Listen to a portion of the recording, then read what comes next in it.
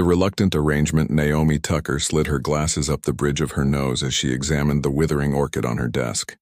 After 12 hours in the university's botanical research lab, her eyes burned from fatigue, but satisfaction warmed her chest. The new fertilizer formula was showing promise. "You're still here?" Professor Winters appeared in the doorway, keys jingling in her hand. "It's nearly 9, Naomi. Even dedicated botanists need sunlight occasionally." Naomi smiled weakly. "Just finishing up. I think we might have a breakthrough with the endangered Peruvian species, which will still be here tomorrow," her mentor replied firmly. "When was the last time you did something non-plant related?" The question lingered uncomfortably. At 32, Naomi's life had become predictably narrow: work, research, occasional calls with her cousin Dina, and quiet evenings with botanical journals. After her parents' deaths 5 years ago, she'd retreated further into her work, finding solace in the predictable patterns of plant life. Her phone buzzed with Dina's familiar ringtone. "Speaking of non-plant activities," Naomi murmured, answering the call. "Hey, Dee. Don't hey Dee me when you've ignored my last 3 texts." Dina's voice was playfully stern. "Tell me you haven't forgotten about tomorrow night." Naomi froze. "Tomorrow night?" "The blind date with Richard, my husband's colleague who loves hiking and has, and I quote, an unexpectedly deep knowledge of rare plants. I've been planning this for weeks." The vague memory surfaced, Naomi agreeing to a date during a moment of weakness at Dina's birthday party, after 2 glasses of wine and persistent coaxing. She'd hoped Dina would forget. "I can't possibly. No excuses. 7 o'clock at Meridian, that new place downtown. He'll be wearing a blue tie. And Naomi, wear something besides your lab coat for once." After hanging up, Naomi slumped against her desk. Human relationships were far more complex than plant biology. Unpredictable, messy, with far too many variables. The next evening found her hovering outside Meridian, dressed in a forest green wrap dress that had last seen daylight at a conference 2 years ago. Through the window, she studied the crowded restaurant, anxiety tightening her chest. "Just 1 hour," she whispered to herself. Observe, respond appropriately, then return to normal life. Inside, the hostess led her through a maze of tables. "Your table's ready. Your companion arrived a few minutes ago." At a corner table sat a man reading a book. No blue tie in sight, but rather a simple gray sweater that complemented his thoughtful expression. When he looked up, warm hazel eyes met hers with surprise that quickly melted into a welcoming smile. "Hello," he said, standing to pull out her chair. "I wasn't expecting company." Confusion flickered across Naomi's face. "You're not Richard?" "Elliot Harmon," he replied, his smile turning curious. "And you're Naomi Tucker. I'm supposed to be meeting someone named Richard." "Blue tie?" She glanced around helplessly. Elliot laughed softly. "I'm afraid I don't own a blue tie. I'm waiting for a business associate who's apparently running late." Embarrassment heated Naomi's cheeks. "I'm so sorry. I should find—" "Actually," Elliot interrupted gently, "my associate just texted that he's stuck in traffic for another 30 minutes. He gestured to the empty chair. "Since you're already here, would you like to sit?" The reservation was hard to get, and it seems a shame to waste it. Something in his easy manner calmed Naomi's rising panic. What harm could there be in waiting here instead of awkwardly standing by the entrance? "Just until your associate arrives," she agreed, settling into the chair. Neither could have predicted that this mistaken meeting would be the first page of a story neither had planned to write. Road time. The waiter approached their table, notepad in hand. "Are you ready to order or still waiting for the rest of your party?" Naomi and Elliot exchanged glances, a silent communication passing between them despite having met only minutes ago. "I think we're ready," Elliot said, raising an eyebrow at Naomi for confirmation. When she nodded, he smiled at the waiter. "Though we might just start with appetizers." As the waiter departed, Naomi fidgeted with her napkin. "I should probably keep checking the entrance for Richard." "Of course," Elliot agreed, though his expression suggested he found their situation amusing rather than awkward. "But while you're waiting, tell me what brings Naomi Tucker to a blind date she clearly doesn't want to be on." Naomi's eyes widened. "Is it that obvious? The way you keep glancing at the exit?" "A little." His smile was kind, not mocking. Plus, I recognize the look of someone who'd rather be anywhere else. I wear it myself at most social functions. For the first time that evening, Naomi laughed genuinely. My cousin Dina has decided my life needs balancing. Apparently, talking to orchids all day doesn't count as meaningful social interaction. You talk to orchids? Elliot leaned forward, intrigued. I'm a botanical researcher at the university. And yes, sometimes I talk to them. Plants respond to sound vibrations, you know. There's research suggesting. She stopped abruptly. I'm boring you already. Not at all, Elliot insisted. I find passionate people fascinating, regardless of what they're passionate about. What's your current research focus? To her surprise, Naomi found herself explaining her work on endangered species conservation, the words flowing easily as Elliot asked thoughtful questions. Their appetizers arrived, then entrees that they decided to order despite both their expected companions still absent. My associate texted again, Elliot mentioned casually, checking his phone. Apparently there's been a water main break downtown. He suggested rescheduling. Naomi checked her own phone. No word from Richard. Or Dina. A thought struck her. What if he's here but sitting with someone else thinking she's me? Elliot scanned the restaurant. Blue tie, right? I don't see anyone matching that description who looks lost. Their desserts, a chai panna cotta for her and chocolate torte for him, were half finished when Naomi's phone finally buzzed. It's Dina, she said, reading the message. So sorry. Richard got called into emergency surgery. He's a pediatric surgeon. Rain check? Your relief and something like disappointment mingled in her chest. It seems my blind date isn't happening after all. Lucky for me, Elliot said, then clarified at her questioning look. I've had better conversation tonight than at most planned meetings. Outside the restaurant, the spring evening wrapped around them with unexpected warmth for April. Naomi should have said goodbye then. Should have explained that this lovely dinner was just an accident, a mistaken intersection of their separate lives. Instead, she found herself accepting Elliot's suggestion to walk through the nearby park, where early cherry blossoms released their delicate scent into the night air. I design buildings, Elliot explained as they strolled beneath the trees. But I believe architecture should complement natural spaces, not replace them. He pointed to a modern structure visible beyond the park's edge. That's one of my firm's recent projects. See how the terraces incorporate living walls? Naomi studied the cascading greenery with appreciation. It's beautiful, like the building is growing from the earth rather than imposed upon it. Exactly. His enthusiasm made his eyes brighten. Most people don't notice that detail. The park emptied as the evening deepened, but they continued walking, their conversation flowing from work to childhood memories, favorite books to travel dreams. When they finally reached the park's northern entrance, Naomi was startled to realize 3 hours had passed. I should get home, she said reluctantly. Early lab hours tomorrow. Let me call you a cab, Elliot offered. As they waited, an uncomfortable realization settled over Naomi. This entire evening, possibly the most enjoyable she'd had in years, was built on a misunderstanding. She hadn't corrected the situation when she should have. What would Elliot think if he knew she'd essentially hijacked his business dinner? Would you like to do this again? Elliot asked suddenly. Intentionally this time? Naomi hesitated, guilt coiling in her stomach. I'd like that, she admitted. But Elliot, I should tell you. The cab pulled up, interrupting her confession. Friday? He suggested. There's a botanical exhibition at the West Side Gallery I think you'd enjoy. The opportunity to set things right slipped away, as Naomi nodded, allowing him to enter her number in his phone. As the cab pulled away, she watched Elliot's figure grow smaller in the distance. For the first time in years, something other than her research occupied her thoughts. Yet as the warm glow of the evening settled around her, an unsettling question emerged. How long could she borrow time with someone when their meeting had been built on mistaken identity? And what would happen when the truth inevitably emerged? The revelation. The West Side Gallery buzzed with the quiet energy of intellectuals admiring the botanical photography exhibition.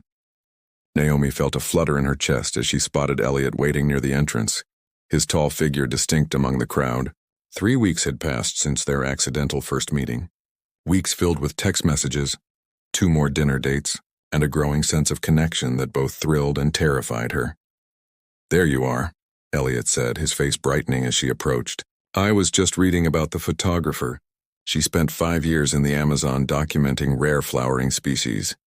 Naomi smiled, grateful for his genuine interest in a subject close to her heart. As they moved through the exhibition, she found herself drawn not just to the stunning photographs but to the way Elliot listened when she spoke, how he asked questions that made her see her own field through fresh eyes. This one reminds me of your office, he said, pointing to an image of an orchid unfurling its petals in the dappled rainforest light. Same determined beauty in unlikely circumstances. The comment caught her off guard. In their 3 weeks of dating, Elliot had never seen her cramped university office with its overflow of specimens and research papers. How would you know what my office looks like? A curious expression crossed his face. You described it so vividly I can picture it perfectly. Had she? Naomi couldn't remember discussing her workspace in such detail. The small discrepancy nagged at her as they continued through the gallery. Later, over coffee in the gallery's sunlit cafe, Elliot mentioned something about her favorite childhood book, a detail she was certain she'd never shared with him. Elliot, she said carefully, setting down her cup. How did you know The Secret Garden was my favorite book growing up?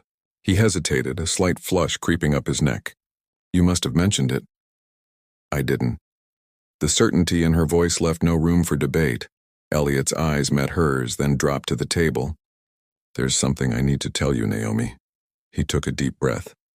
That night at Meridian wasn't entirely coincidental. The pleasant warmth of the afternoon chilled instantly. What do you mean? I knew who you were when you approached my table. He spoke quietly, measuring each word. The architectural project I was there to discuss that evening was a community revitalization plan. Your cousin Dina is on the neighborhood council. When she mentioned setting up her botanist cousin with a colleague, I overheard. Naomi's mind raced, trying to process this revelation. So you pretended not to know who I was. Why? Not exactly. Elliot's expression was earnest. I was genuinely waiting for my business associate. I had no idea you'd be at the same restaurant that night. But when you approached my table looking so beautifully uncomfortable, his lips curved slightly at the memory, I recognized your name. I thought it might be easier for you if we just talked. No pressure of a formal blind date. Naomi sat back, conflicted emotions washing over her. So you've known all along that I mistook you for someone else and you never said anything? I tried to tell you on our second date, but then you seemed so excited about that rare flowering specimen your lab acquired, and the moment passed. He reached for her hand across the table. I'm sorry. I should have been honest from the beginning. Naomi withdrew her hand, still processing. I don't understand. Why would you even be interested in meeting me? Elliot's expression grew serious.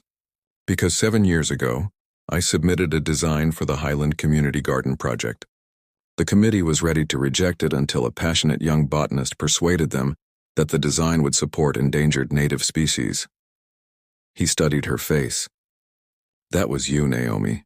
Your presentation saved my design, my first major project. I never forgot your name. The memory surfaced slowly. A community meeting where she'd spoken up for a thoughtful garden design that incorporated native habitats. That garden had eventually become a sanctuary for her parents during her mother's illness. The Highland Garden, she whispered. That was your design? Elliot nodded. When I heard your name again at Dina's meeting, it felt like the universe offering a chance to thank you. Then when you actually appeared at my table, he shrugged. I couldn't help thinking it might be more than coincidence. Naomi stared at him, reassessing everything. The Highland Garden had been a pivotal project in her early career, transforming a neglected lot into an urban oasis that still served the community. That Elliot had created it and remembered her seemed impossible. I need to show you something, Elliot said, reaching into his messenger bag. He pulled out a worn sketchbook and opened it to a page marked with a faded sticky note. There, rendered in delicate pencil strokes, was the original concept drawing for the Highland Garden. In the margin, a handwritten note read, N. Tucker's suggestion, integrate northern corner for native pollinators. You kept this? Naomi touched the page gently. It was the first time someone truly understood what I was trying to accomplish. His voice grew quiet. I've wanted to thank you for years. The gallery hummed around them, other patrons oblivious to the unfolding revelation at their small table. Naomi felt the careful structure of assumptions she'd built about their relationship shifting, rearranging into something new. "So," she said slowly, "we both began this relationship with secrets. I didn't tell you I'd mistaken you for my blind date, and you didn't tell me you already knew who I was. It seems we're even," Elliot offered tentatively. A laugh escaped her, unexpected and genuine. "It's absurd, isn't it? All this time I've been worrying about confessing my mistake, and you've been hiding that you knew all along." Elliot's tension visibly eased at her laughter. "Does this mean you forgive me?" "I'm still processing," she admitted. "But I think I understand why you did it." She paused, considering. "The Highland Garden meant a lot to me too, you know. My parents spent hours there during my mother's cancer treatments. The hospital was just across the street, and that garden became their refuge." Elliot's expression softened. "I had no idea." "Life has strange symmetry sometimes," Naomi said quietly. "Your design gave my family peace during our hardest time, and now here you are in my life again."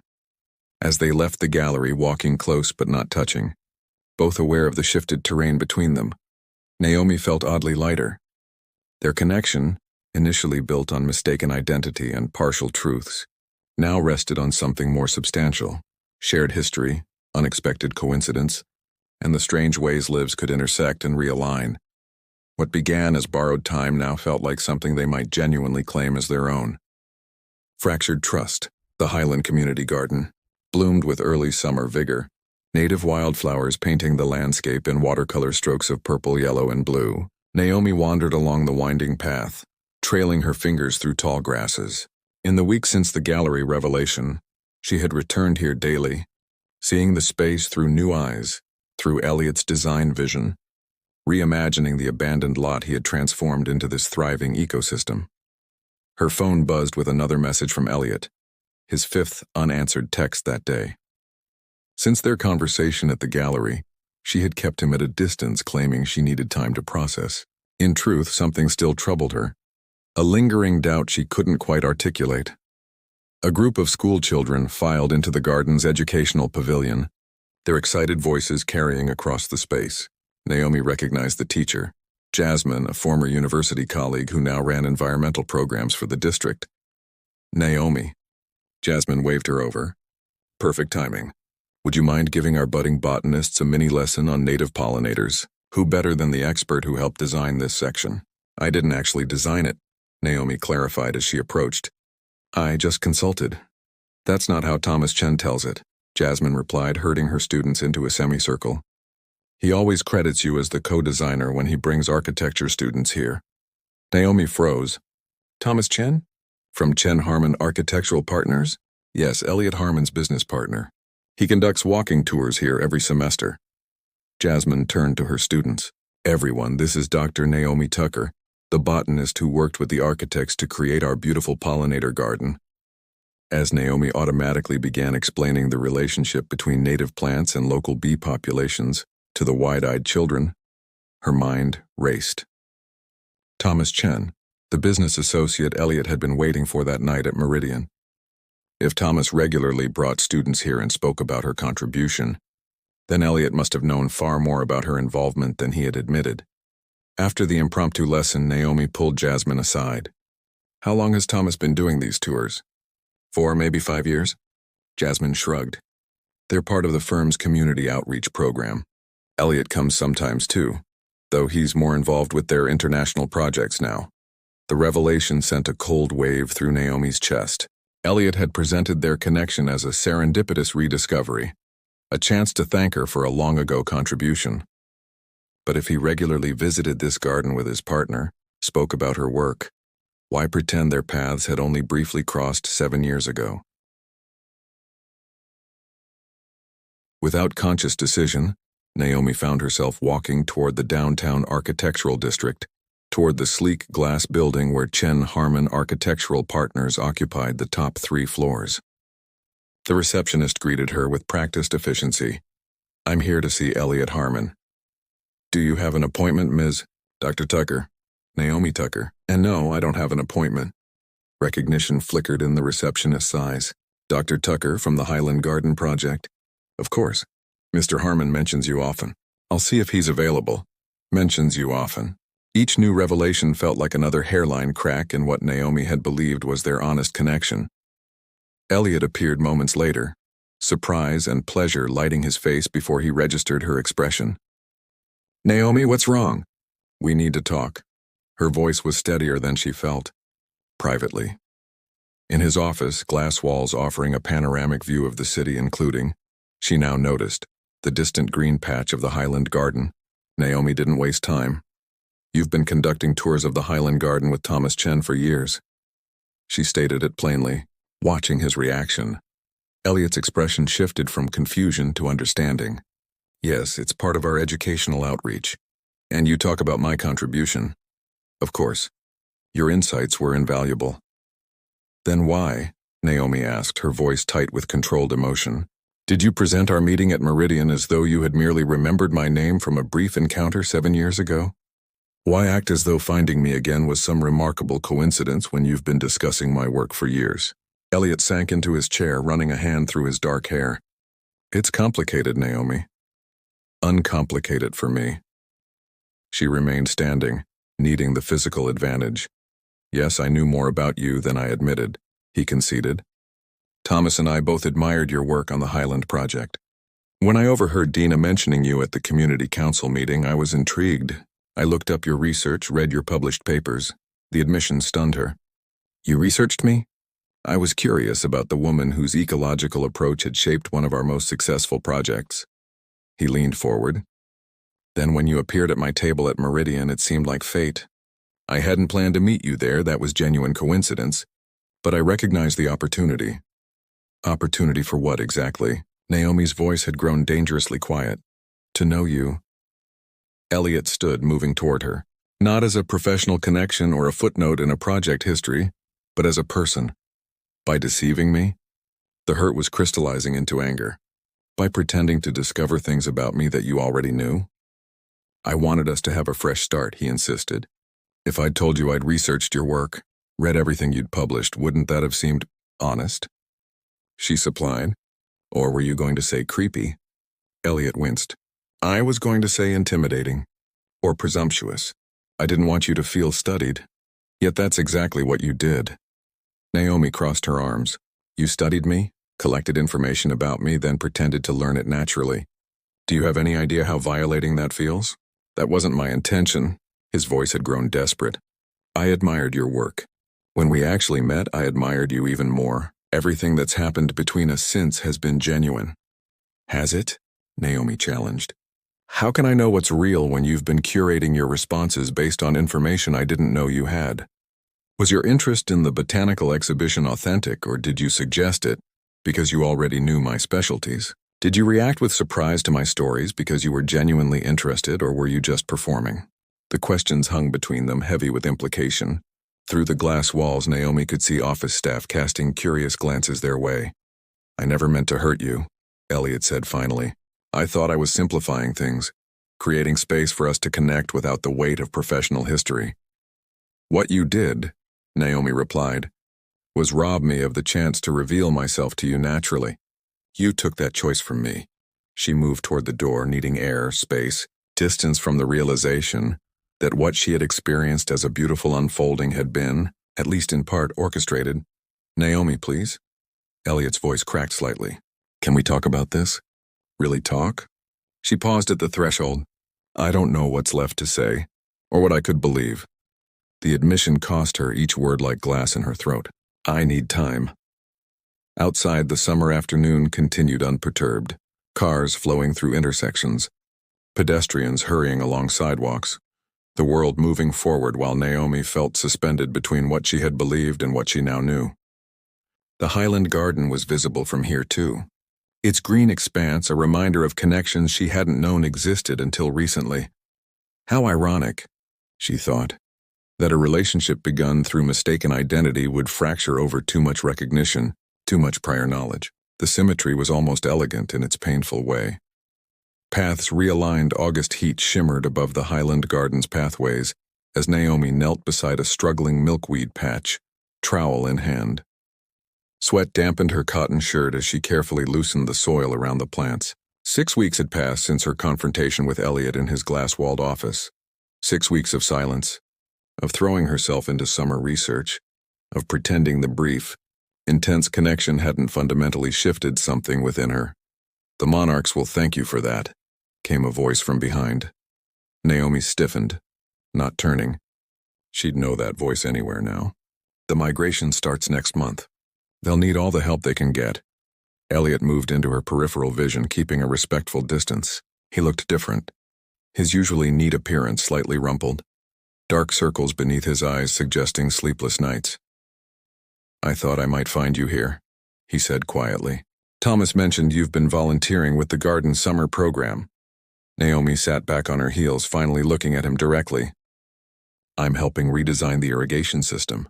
Climate change is altering rainfall patterns."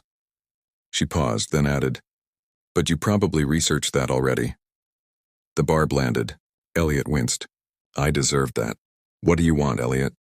Naomi stood, brushing soil from her hands. "I thought I made myself clear." "You did." He glanced around the garden at the family's strolling paths he had designed, children examining plants she had selected. "I just wanted to give you something. Then I'll go if that's what you still want." From his messenger bag, the same one he'd carried at the gallery when he showed her the original Highland Garden sketches, he withdrew a slim package wrapped in simple brown paper. "What is this?" Naomi asked, not reaching for it. "The truth," he replied. "All of it. No more half-stories or edited versions." When she made no move to take it, he set it carefully on the nearby bench. "I understand if you don't want to open it now, or ever, but I needed you to have it." As he turned to leave, something in his defeated posture stirred Naomi's curiosity despite her resolve. "Wait." She picked up the package, its weight substantial but not heavy. "I'll open it now." Inside was a leather-bound journal, its pages filled with Elliot's distinctive architectural handwriting. The first entry was dated 7 years ago, the day the Highland Garden project had been approved. Naomi flipped through, seeing detailed notes about native plants, sustainability approaches, water conservation, all ideas she had contributed, meticulously documented with her name credited throughout. "You kept records of my suggestions," she said, surprised. "Your ecological approach transformed how I design," Elliot explained. "After Highland, I incorporated similar principles into every project. Those notes helped me remember the specifics." The journal continued chronologically through various projects. Then about a third of the way through, the tone changed. The entries became more personal. June 15, 2020. "Saw N. Tucker at the Environmental Sciences Conference today. She didn't recognize me, why would she? Her presentation on urban biodiversity was brilliant. Wanted to introduce myself but couldn't find the right moment." October 3, 2022. "Highland Garden featured in Architectural Digest today." The interviewer asked about the ecological elements. "I made sure to credit NT by name. Thomas suggests I should just contact her directly about the Shanghai project, but it feels presumptuous." Naomi looked up, finding Elliot watching her with nervous anticipation. "You've been following my career for years." "Not in a stalker way," he hastened to add. "More like professional admiration that grew into something else over time." She returned to the journal, finding entries from earlier that year. February 8th, Community Council meeting today. Dina Mitchell mentioned her cousin, Dr. Naomi Tucker. Same person? Must be. Small world. She's setting her up on a blind date with Richard Chen, Thomas's nephew. Conflicted feelings about this. April 17th. Meridian reservation tonight. Business dinner with Thomas. Trying not to think about the fact that NT might be there with Richard. And then the night that had changed everything. April 18th, 3 a.m. She came to my table. By mistake, of all the coincidences. Didn't tell her I knew who she was. Couldn't find the words. Just wanted to talk to her person to person. Most extraordinary evening. She's even more compelling in conversation than I imagined. She's agreed to see me again. Don't know how to explain when she finds out. Not sure this was the right thing to do, but couldn't let the moment pass. The remaining entries chronicled their brief relationship from Elliot's perspective. His genuine surprise at their connection, his growing affection, his increasing guilt about not being fully honest, his multiple abandoned attempts to explain. The final entry was dated just days ago, August 10th. Thomas says she's at the garden almost daily now, working on irrigation redesign. Same problem-solving approach I first admired years ago. Miss her more than I expected possible after so brief a connection. Have decided to give her these journals, all of it, unedited. She deserves the complete truth, even if it means never seeing her again. Naomi closed the journal, emotions swirling too complexly to name. This is thorough. It's everything, Elliot said simply. Every thought, every interaction, every time I didn't tell you the whole truth. I wanted you to see it wasn't calculated manipulation. Just a series of missed opportunities, to be honest. Then a mistake that grew too large to easily correct. A monarch butterfly drifted between them, landing momentarily on the journal before continuing its journey. I don't expect forgiveness, Elliot continued when she remained silent. But I couldn't leave things as they were, with you thinking I had orchestrated some elaborate deception. It was clumsier and more human than that. Naomi traced the journal's spine, considering his words. You could have edited this, selected entries that paint you in a better light. I could have, he acknowledged. But that would defeat the purpose. You wanted honesty. This is all of it. Embarrassing admiration, professional jealousy, ethical debates with myself included. Why go to all this trouble now? Naomi asked. It's been weeks. Elliot gazed out at the garden, the living result of their first unknowing collaboration. Because I realized something. The night we met at Meridian, the real beginning of us was built on mistaken identity and partial truths from both sides. But what grew from that mistake felt real to me. I think it felt real to you too. The summer breeze carried the scent of the wildflower meadow they now stood beside. Another element Naomi had insisted on in the original design, arguing for its ecological importance when others had pushed for more manicured landscaping. We all present edited versions of ourselves, especially at first, Naomi said slowly. I certainly did with you. I tried to seem more socially comfortable than I am, less obsessed with my research. The difference is, I had information you didn't know I had. Yes. She couldn't deny that asymmetry. That was wrong. It was. Elliot didn't attempt to justify it further. And I'm sorry, truly. Silence settled between them, not entirely uncomfortable. Around them, the garden continued its quiet work, bees pollinating flowers, birds dispersing seeds, the complex ecosystem functioning as designed, each element supporting the others in ways visible and invisible. I have a confession too, Naomi said finally. After our fight, I researched you, read everything I could find about your work, your design philosophy. Even found that interview where you credited my contribution to Highland. Surprise registered on Elliot's face. You did? I wanted to understand, to see if I could find evidence of the person I thought I knew in your professional life. She met his gaze steadily. I found consistency, the same values, the same thoughtfulness, the same respect for natural systems. And did that change anything for you? Naomi considered the question, weighing the hurt against what she had discovered in her own investigation. It made me realize something important. The connection we formed, however it started, was based on genuine compatibility. Our values align. Our approaches complement each other. That wasn't manufactured or researched, it just is. Hope flickered across Elliot's features, quickly tempered. Where does that leave us? I don't know yet, Naomi admitted. But I think, she looked down at the journal, then back to him.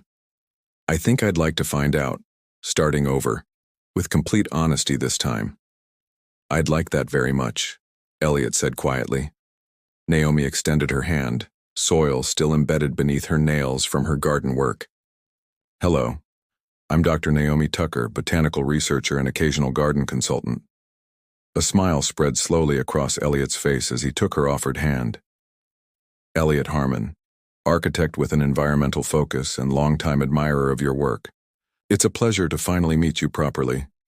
Their hands remained connected a moment longer than necessary, both acknowledging the symbolic reset while honoring the complicated path that had led them here. "There's a new cafe that opened across from the university," Naomi suggested. "They specialize in locally sourced ingredients and have a living wall I've been wanting to evaluate. Would you like to join me there, perhaps tomorrow?" "I'd like that," Elliot agreed. "And this time, I promise to be exactly where I say I'll be. Exactly when I say I'll be there." As they parted ways, temporarily this time with intention to reconnect, Naomi looked back at the Highland Garden, seeing it with new appreciation. Like the ecosystem they had unknowingly co-created years ago, their connection had weathered disruption and found a way to adapt, to realign itself toward health and balance. Some of the strongest systems she knew from her research were those that could withstand perturbation and find new equilibrium. Perhaps relationships followed similar principles. The most resilient ones, not those that never faced challenges, but those that could transform and grow stronger through them.